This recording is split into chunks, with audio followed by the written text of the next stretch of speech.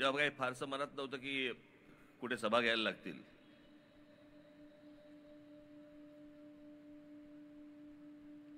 पण नारायणरावांचा फोन आल्यानंतर मी त्यांना नाही म्हणू शकत नाही.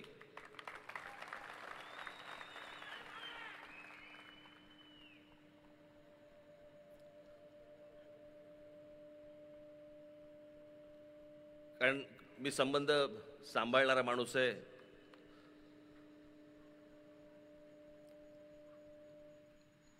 खरं तर नारायणरावांना या प्रचार सभेची किंवा माझी या मतदारसंघामध्ये आवश्यकताच नाही. ते निवडून आलेलेच आहेत.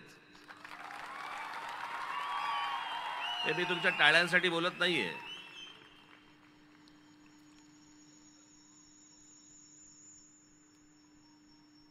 हा इतका सुंदर देखणा असा हा प्रदेश आहे. या प्रदेशामधली सिंधुदुर्ग रत्नागिरीमधली जनता सुजाण आहे.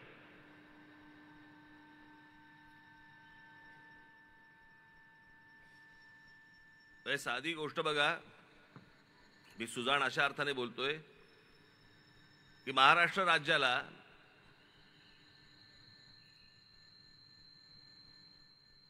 नऊ भारतरत्न आहेत. त्या 9 भारतरत्नांपैकी तुम्ही जर नीट काढलेत सगळे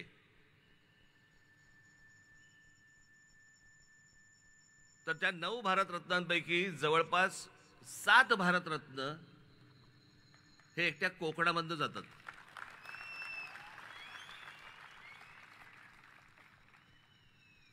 पावा काणे असतील, धोंडो केशव कर्वे असतील, विनोबा भावे असतील, सचिन तेंडुलकर असतील, लता मंगेशकर असतील, भीमसेन जोशी असतील, बाबासाहेब आंबेडकर. आमचे बाबासाहेब देखील इथले. त्यांचा जन्म इंदोरचा, पण सगळं काही झालं. आणि त्यातलं सगळ्यात महत्वाचं म्हणजे त्यातले 4 भारतरत्न हे एकट्या दापोलीतले आहेत.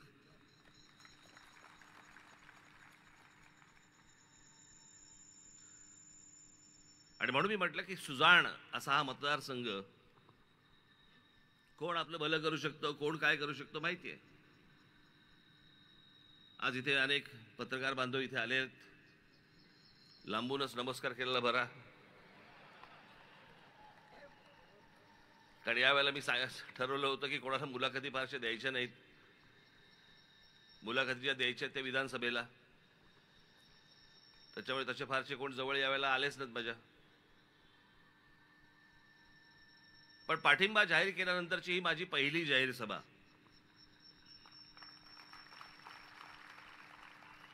आणि मग मी तो पाठिंबा का जाहीर केला, कशासाठी केला, हे मला असं वाटतं मी गुढीपाडव्याच्या सभेमध्ये मी सांगितलं होतं.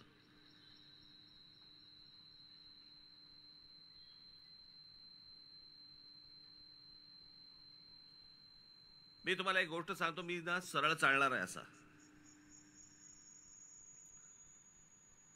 माझ्या माता भगिनींनी जरा कानात बोटं घालावीत, कारण मध्ये मध्ये आमच्यातले ठाकरे जेनेटिकली प्रॉब्लेम येतो.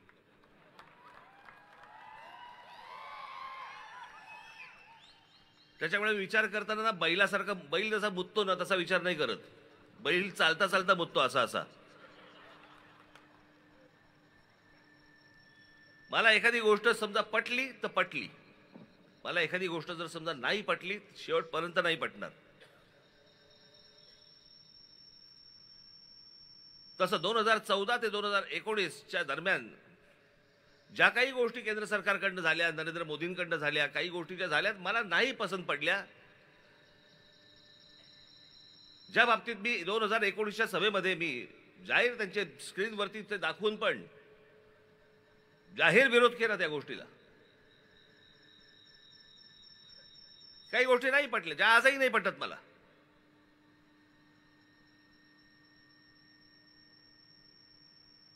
आणि मला असं वाटतं या बाबतीत आपण मोकळं असणं गरजेचं आहे की बाबा ही गोष्ट मला तुमची पटलेली नाहीये, या गोष्टी तुमच्या मला पटल्या.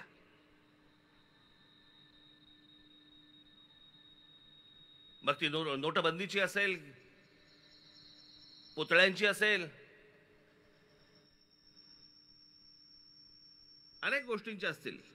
ज्या गोष्टी नाही पटल्या नाही पटल्या, पण ज्या गोष्टी पटल्या त्याचं जाहीर कौतुक देखील करणारा माणूस मी आहे.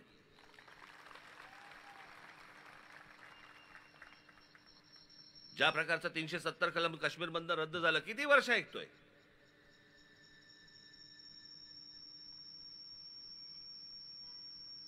जेव्हापासून मला राजकारणाची समज आली, साधारणपणे तो काळ असेल एक 75चा वगैरे काळ असेल, ज्याला समज नसेल नाही म्हणणार मी, उमज म्हणेन मी, उमजलं ज्याला म्हणतो आपण. 75चा काळ असेल, आणीबाणीचा काळ. तेव्हापासून मी जे काही बघतोय किंवा त्याच्या अगोदरचं जे काही मी वाचलंय, 1947 साली ज्यावेळेला हा देश स्वतंत्र झाल्यानंतर पासूनच्या जी मी काही गोष्टी अनेक ज्या वाचल्या आहेत, तेव्हापासून सुरू आहे 370 कलम रद्द करा. आज नरेंद्र मोदींचं सरकार ज्यावेळेला आलं, नरेंद्र मोदींनी त्या काश्मीरमधलं 370 कलम रद्द केलं. 370 कलम रद्द काय होतं की आपल्या देशाचा एक भाग, पण तिथे तुम्ही 1 इंच जमीन विकत घेऊ शकत नाही. हे जे आजपर्यंत होतं हे नरेंद्र मोदींच्या सरकारमुळे झालं, हे तुम्हाला मान्य करावंच लागेल. याच्यासाठी किती वेळा मागण्या झाल्या, किती सरकारांनी सांगितल्या गोष्टी की आम्ही करू, कोणी केलं नाही.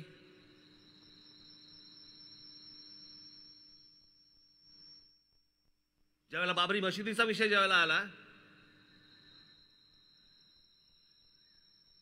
आणि ज्यावेळेला देशभरातनं अनेक ठिकाणून ज्यावेळेला कारसेवक ज्यावेळेला तिकडे अयोध्येला गेले, त्यावेळेला ही चॅनल्स नव्हती, फक्त दूरदर्शन होतं. पण त्या दूरदर्शनवरती काही स्लॉट दिले जायचे, काही त्यावेळेचे काही चॅनलचे काही रील्स बिल्स असे काहीतरी होते, अर्ध्या असे त्याला स्लॉट दिले जायचे, वेळा दिल्या जायच्या. आणि जेव्हा ही माणसं ज्यावेळेला कारसेवक तिकडे गेले, त्यावेळेला तिथे मुलायमसिंग यादवच्या सरकार त्यावेळेला तिकडे होतं. त्या सगळ्या कारसेवकांना, अनेक कारसेवकांना तिकडे गोळ्या घालून ठार मारले आणि त्यांची प्रेतं तिथे त्या शरयू नदीमध्ये फेकून दिली होती. माझ्या डोळ्यासमोर आजही जात नाहीत ती.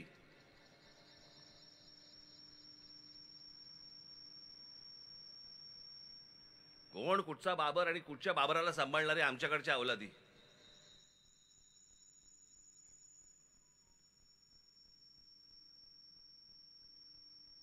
झालं कधी ते? साधारणपणे ती 88-89 ची गोष्ट असेल, तेव्हापासूनचे सगळं सुरू आहे. विषय त्याच्याही कदाचित अगोदरचा पासूनचा असेल, पण हे सगळं कारसेवक तिथे जाणं, तिथे ती आंदोलनं होणं, सगळ्या गोष्टी होणं, आणि मग 92 साली त्याचा ढाचा गेला, ती पाडली गेली.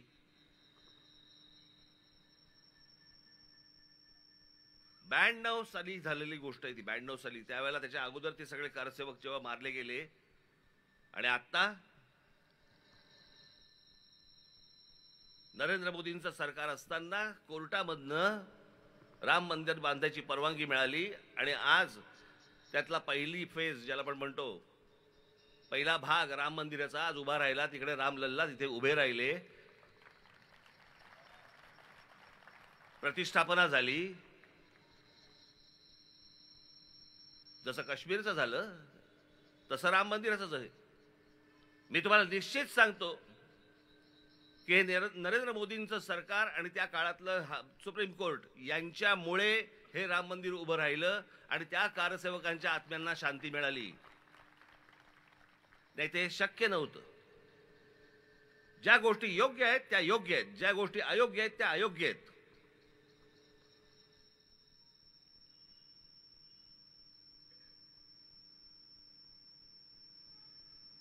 मित्राचीही खरपट्टी काढायला आपण मागे पुढे पाहता कामा नये, आणि दुश्मनाची देखील स्तुती करताना मागे पुढे पाहता कामा नये.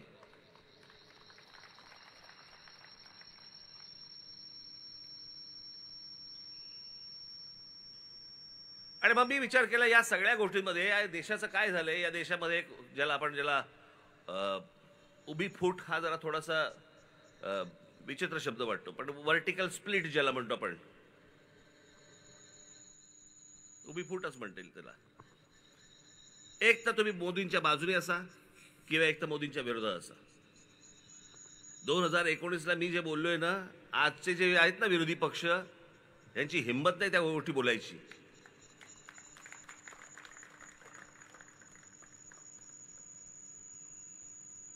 कारण माझा हेतू स्पष्ट होता, माझा उद्देश पूर्णपणे पारदर्शक होता.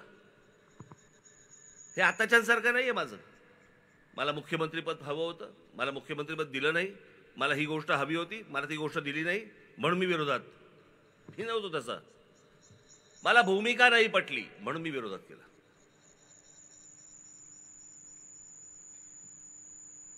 यांच्यासारखं नाही माझं की बदल्यात काहीतरी हवं होतं म्हणून मी विरोध केला. मी नाही विरोध केला त्याच्यासाठी. आणि जर समजा काल उद्धव ठाकरे इकडे येऊन गेले ना, हे तुमचं ज्याला ते अडीच वर्षाचं जे काही झंगाड होतं ना, 2.5 वर्ष मला द्या, 2.5 वर्ष तुम्हाला घ्या. समजा असं पकडूया की त्यावेळेला भारतीय जनता पक्षाने मान्य केले असते तुमची 2.5 वर्ष, आज बोलला असतात का? हे जे आज तुम्ही जे बोलतात हे बोलला असतात का? नसता बोललात. कारण सत्तेचा बोळा कोंबला असता तोंडात. मग आता काय बोलणार? ती गोष्ट हिरावून घेतली म्हणून आग लागली खाली. नाही तर कशाला बोलतायत?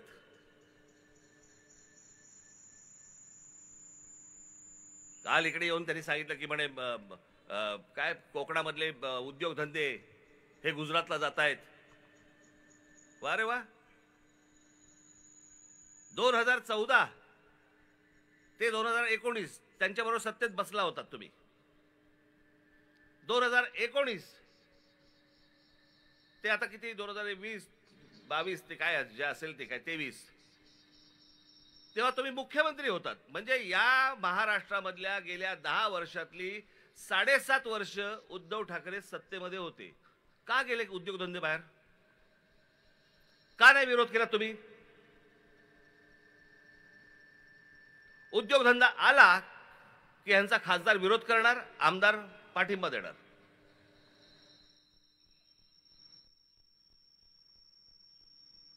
आपण का विरोध करतो ते तरी माहिती आहे का? माहित नाही.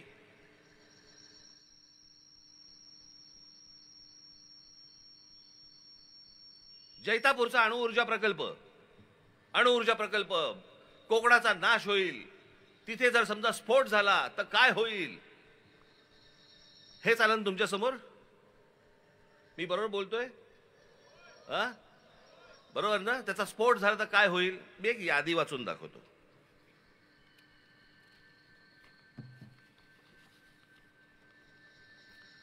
मी जगातलं बोलतच नाही, मी फक्त भारतातलं बोलतोय. आत्ता भारतामध्ये अणुऊर्जा प्रकल्प कुठे कुठे आहेत? काकरापार पॉवर स्टेशन गुजरात, स्थापना 1993. Madras atomic power station Tamil Nadu, स्थापना 1984. नारोरा atomic power station Uttar Pradesh, स्थापना 1991. कासगा ऑटोमिक पॉवर स्टेशन कर्नाटक, स्थापना 2000. Rajasthan atomic power station 1980. Tarapur अणुऊर्जा प्रकल्प महाराष्ट्र 1969.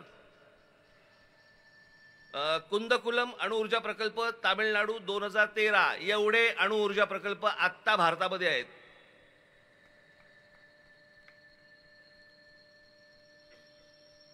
आणि सगळ्यात महत्वाचा की उद्या जर स्फोट झाला तर किती माणसं कोकणामध्ये मरतील यांची चिंता वाढणाऱ्यांना हे माहित नाही का की भाभा ऑटोमिक रिसर्च सेंटर हे मुंबईत आहे.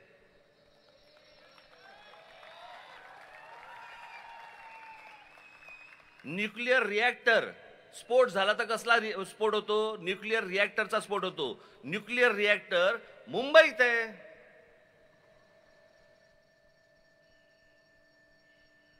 तिथे कधी मला आठवत नाही की बाबा ऑटोमिक रिसर्च सेंटर दूर लोटा, इथून काढून टाका, असं कधी बोललेलं मला आठवत नाही. पण कोकणामध्ये प्रकल्प येऊ द्यायचा नाही. मग पुढचा कुठचा आता आला तो विरोध झाला तो नाणार. मग यांचा खासदार जाणार नाणारला विरोध करणार आणि मग लोकांना भडकवणार, बागायती शेती जाते बिते वगैरे वगैरे. माझं असं म्हणणे हे सगळं नंतर. नाणारमध्ये जेवढी जमीन आज ॲक्वायर केलेली आहे, लोकांच्या जमिनी घेतलेल्या आहेत, कोणी घेतल्या तो जमिनी? कसा रिकामा झाला आणि नाणार तिकडे होणार, तिथे जमीन आली कुठून? बरं आली तर आली. इथेच फिरत असलेल्या अनेक दलालांनी जमीन लोकांकडनं कमी पैशामध्ये विकत घेतली. मग ह्यांनी नाणारला विरोध केला. मग काय? मग मुख्यमंत्री झाल्यावर त्यांनी सांगितलं काय, बारसू प्रकल्पाचं नवीन नाव ठेवायचं असेल तर बारसू करावं लागतं. आता म्हणे बारसूला हलवा. मग बारसूला म्हणे तिकडे 5,000 एकर जमीन तिकडे सापडली. आता बारसू 5,000 एकर जमीन सापडली कशी? म्हणजे कोणीतरी घेऊन ठेवली होती. बाबांनो, मी तुम्हाला जे सांगतोय ना, हे फक्त वरवर पकडू नका. याच्यामध्ये हे सगळे जमिनीचे व्यवहार आहेत. यांच्याच लोकांनी घेऊन ठेवलेल्या सगळ्या जमिनी, हे प्रकल्प आणायचा नाही आणायचा हे सगळं ठरवायचं. मग जिथे जमिनी घेऊन ठेवलेल्या आहेत तिथे जास्ती मुलांनी सरकार जास्ती पैसे देतं. म्हणजे तुमच्याकडनं 10 रुपयाला घ्यायची गोष्ट आणि सरकारकडनं 200 रुपये घ्यायचे. हे सगळे धंदे इथे कोकणामध्ये सुरू आहेत. आणि याच्यासाठी म्हणून पहिल्यांदा प्रकल्प थांबवायचा, जमिनीची किंमत वाढवायची, मग त्याच्यानंतर ह्या सगळ्या गोष्टी करायच्या. हे सगळे धंदे इकडचे, हे सगळे आता लोकप्रतिनिधी आहेत ना, हे खासदार हा इथला, यांचे हे सगळे प्रकार सुरू आहेत. याला बळी पडायचंय तुम्हाला?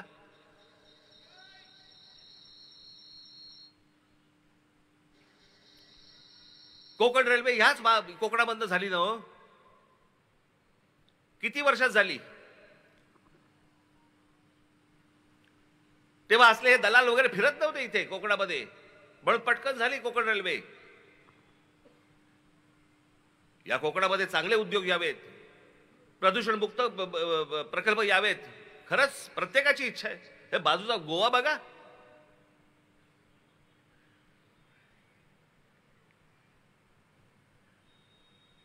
अख्खं जग तिकडे जातं, जग.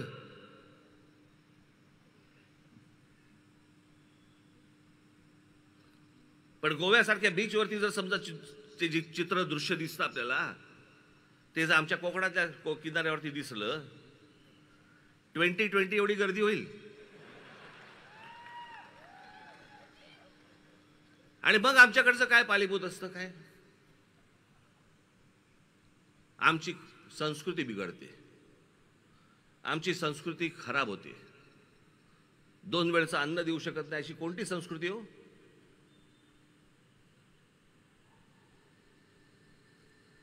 इकडची संस्कृती खराब, इकडची संस्कृती मोठी. मग गोवा आणि केरळा तुमचं असंस्कृत आहेत लोक, त्यांच्याकडे सुसंस्कृतपणा नाहीये का? मी पक्ष स्थापना जेव्हा केली ना, त्या पक्ष स्थापनेच्या भाषणामध्ये मी एकदा एक उदाहरण दिलं होतं. आज मी ते पुन्हा तुम्हाला एकदा उदाहरण देतो. नवं उघडलं होतं त्यावेळेला. मी मलेशियाला गेलो होतो आणि मलेशियाला गेलो असताना तिकडे एक जेंटिंग हायलँड नावाची एक जागा आहे. आता अनेक लोक गेली असतील. मी जेव्हा गेलो त्यावेळेला एक हॉटेल होतं फक्त तिकडे. म्हणजे साधारणपणे किती अंतर असेल पकडूया आपण, मुंबई ते माथेरान एवढं अंतर आहे. तिथे पोहोचलो आम्ही. सहज आपला चोची मारत होतो. म्हटलं खाली जरा विचारपूस केली. म्हटलं किती हॉटेल मोठं होतं ते, पण एकच हॉटेल होतं. म्हटलं काय रे, म्हटलं इथे ऑक्युपन्सी किती आता? ते बोले 100%. म्हटलं 100% ऑक्युपन्सी? म्हटलं काय आहे का इथे? ते बोले इथे कसिनो आहे. म्हटलं बरं. मग संध्याकाळी मी शर्मिला, अजून आमच्या बरोबरचे अजून कोण 2-3 जण होतो. आम्ही खाली कसिनोमध्ये गेलो. मला जुगार खेळता येत नाही. मी 5 वर्षात एकदा खेळतो.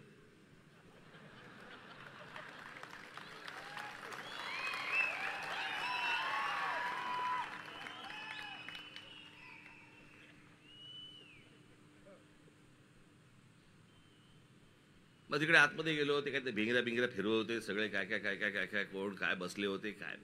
10 मिनिटात मी बाहेर पडलो. म्हटलं बाहेर पडू आपण. बाहेर आलो. तिकडे एक बार होता. म्हणजे काय सांगायला नको ना, आपला तिथे बसलो आणि माझं सहज असं वरती लक्ष गेलं. तिथे एवढी मोठी एक पाटी लिहिली होती, एवढी मोठी पाटी होती त्या बारमध्ये, आणि त्याच्यावरती लिहिलं होतं मुस्लिम्स आर नॉट अलाउड. मुसलमानांना येथे परवानगी नाही. आता तुम्हाला गंमत सांगतो, मलेशिया हा देश मुस्लिम देश आहे. म्हणजे विचार करा, आता हा जसा एक हिंदूंचा देश आहे म्हणून आपण मान्य करतो, बरोबर आहे, असं बोलतो आपण. आपल्याकडच्या एखाद्या रेस्टॉरंटमध्ये, एखाद्या बारमध्ये जर समजा अशी पाटी लावली असेल की या इथे बारमध्ये हिंदूंना परवानगी नाही, काय कराल तुम्ही?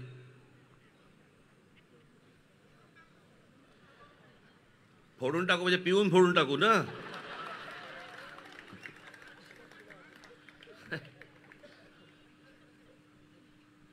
पण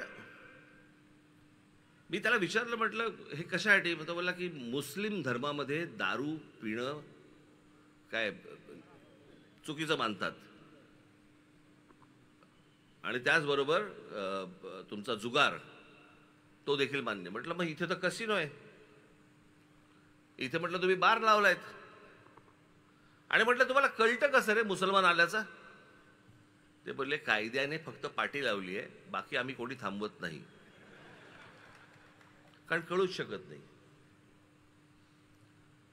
स्वतःच्या देशाची प्रगती करण्यासाठी जर एक देश आपल्या धर्माला बाजूला सोडत असेल, आपण कोणती संस्कृती घेऊन बसलो? कुठची संस्कृती?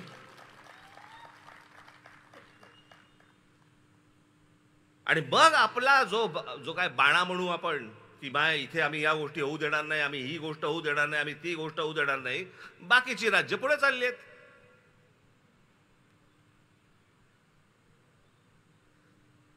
गोवा पुढे चाललंय, हॉटेलच्या हॉटेल्स निघतायत तिकडे, केरळामध्ये निघतायत, आम्ही तारकर्ली घेऊन बसलोय. तासन तास बसलेत लोक, डॉल्फिन दिसेल, डॉल्फिन दिसेल. कुठे कुठचा डॉल्फिन? ते ह्याला जातात नाही का, ते जंगलात देतात ना वाघ दाखवायला.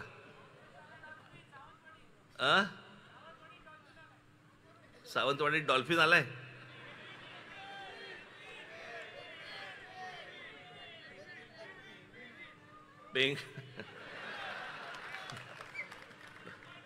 तर मला तुम्हाला सांगण्याचा उद्देश असा की या सगळ्या बाजूने इतका सुंदर प्रदेश मी तुम्हाला सांगतो, म्हणजे आपल्या कोकणामधला हा संपूर्ण प्रदेश आपला जो आहे ना, त्याला जैवविविधता म्हणतात त्याला. इतक्या वेगवेगळ्या प्रकारची झाडं, पानं, फुलं, या सगळ्या गोष्टी, त्याच्यामध्ये वेगवेगळ्या प्रकारचे पक्षी, प्राणी, असं हे संपूर्ण आपला जो काय म्हणतो सह्याद्रीची रेंज आहे ना, ही आपली अख्खं सगळं जे आहे ना, खास करून हा सगळा प्रदेश, सिंधुदुर्ग, रत्नागिरी, हा सगळा प्रदेश, हा 2 नंबरला येतो जगात, 2 नंबरला. अमेझॉनच्या जंगलानंतर हा प्रदेश येतो. आणि या प्रदेशाचं आम्ही काय करतो? काही नाही. पावसाळ्याच्या दिवसामध्ये इथे फक्त लोक येतात, गाड्या लावतात, धबधब्याखाली उभे राहतात. हा इतका सुंदर प्रदेश व्हायला पाहिजे, याच्यामध्ये इतक्या प्रकारच्या गोष्टी यायला पाहिजेत. खरं तर बाकीचे कारखाने सोडून, नारायणराव, माझी तर इच्छा फक्त हॉटेल्स आणा इथे, आणि इंग्लिश स्पीकिंग कोचिंग क्लासेस आणा.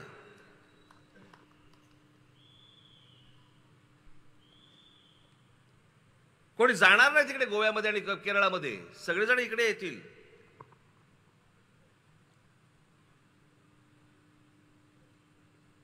जेवढा वेळ मिळाला, मला अजूनही आठवतंय नारायणरावांचा 6 महिने मिळाले होते मुख्यमंत्री पदाचे. जर पुढची 5 वर्ष मिळाली असती ना, कोणाला इथे प्रचाराला याची गरजच लागली नसती.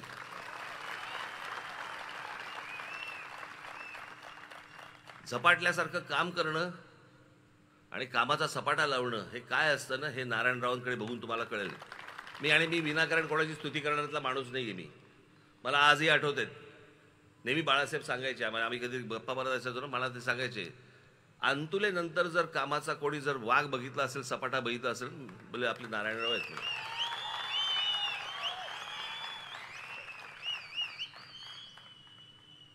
आणि एखादा विषय समजून घेणं, समजल्यानंतर तो मांडणं, हे तुम्ही असं नका पकडू.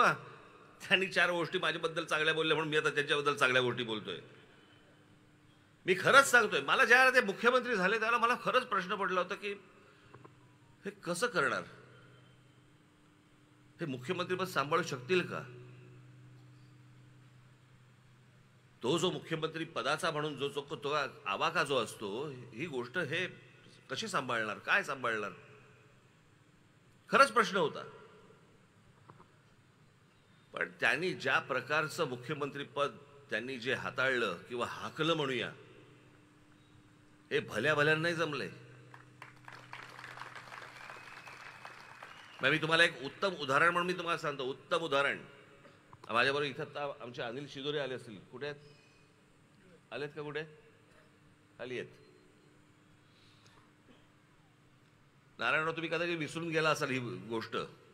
हे आमचे अनिल शिदोरे एके दिवशी आपले मोठी संस्था, आपले अभयभंग माहिती आहेत ना तुम्हाला, सामाजिक संस्था ज्यांची आहे अभयभंग, या अभयभंगांना घेऊन हे आमचे अनिल शिदोरे एके दिवशी नारायणराव मुख्यमंत्री असताना त्यांच्याकडे गेले.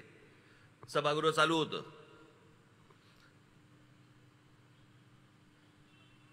आणि बालमृत्यू, कुपोषण या विषयामध्ये अभयभंग त्यांना भेटायला गेले. त्याला हे आमचे अनिल शिदोरे बरोबर होते. ते आलेत, अभयभंग आलेत म्हटल्यानंतर नारायणराव आतून बाहेर आले. पटकन त्यांना म्हणले की 5 मिनिटं द्या, मी बाकीच्यांचं आवरतो, तोपर्यंत जरा तुम्ही इथे बसा. झालं. त्याच्यानंतर ते बसले आणि नारायणरावांनी त्यांचं ऐकायला सुरुवात केली. बालमृत्यू, कुपोषित बालक हा विषय अभयभंग नारायणरावांना समजून सांगत होते. नारायणराव ऐकत होते. विरोधी पक्ष असतो ना, विरोधी पक्ष नेते असताना. दुसऱ्या दिवशी नारायणरावांनी सभागृहामध्ये जाऊन जे भाषण केलं, तो जो विषय ज्या प्रकारचा मांडला,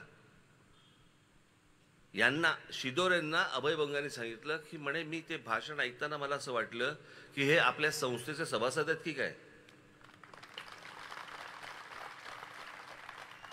मी 15 मिनिटं त्यांच्याशी बोललो, पण त्यांनी तास 1.5 तासाचं तिथे सभागृहामध्ये चिडीचूप, सभागृह अख्खा चिडीचूप. आणि नारायणराव तिकडे त्या कुपोषण या विषयावरती बोलतायत, बालमृत्यू या प्रकरणावरती बोलतायत. एखादा विषय समजून घेणं, त्याची हाताळणी कशी करणं, त्याचं इम्प्लिमेंटेशन कसं करणं, तुमच्यापर्यंत ते कसं पोहोचवणं, हे ज्या माणसाला माहिती आहे, तो आज तो माणूस तुमच्या समोर खासदारकीचा उमेदवार म्हणून उभा आहे.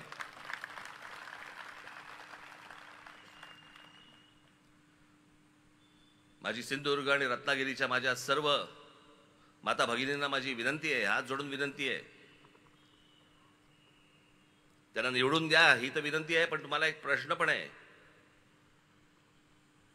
नुसताच बाकड्यावर जाऊन बसणारा खासदार पाहिजे का केंद्रामध्ये मंत्री होऊन कोकणाचा विकास करणारा तुम्हाला उमेदवार पाहिजे?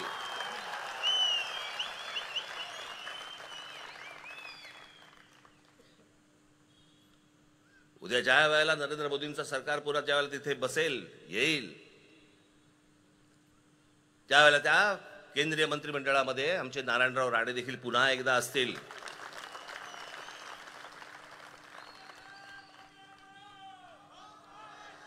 या कोकणा संदर्भातल्या माझे जे काही मत आहेत, माझी जे काही स्वप्न आहेत, मला जे काही म्हणायचं आहे, मी अनेक गोष्टी त्यांच्यापर्यंत पोहोचवणार.